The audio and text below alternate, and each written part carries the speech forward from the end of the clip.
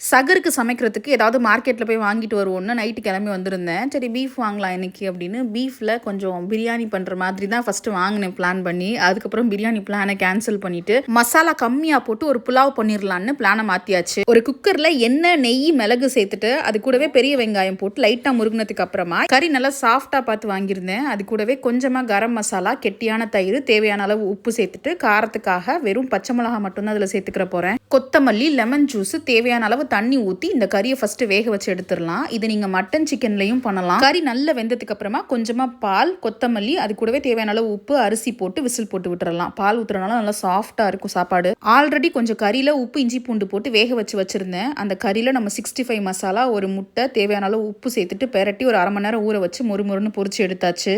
ரைத்தாவும் வச்சு சகருக்கு சாப்பிட்டு முடிச்சாச்சு. காலைல பிரேக்ஃபாஸ்ட்டுக்கு ஏபிசி மால்ட் போட்டு கொடுத்தேன். உங்கள் ஏபிசி மால்ட் எப்படி ரோஸ் கலரில் வருதுன்னு கேட்டிருந்தீங்க. நம்ம நாட்டு சக்கரை சேர்க்கறது இல்லை, அதனால டேரெக்டாக ஃப்ரூட் வெஜிடபிளோட கலர் வந்துடுது. லஞ்சுக்கும் அதே பேக் பண்ணி அனுப்பிட்டேன்.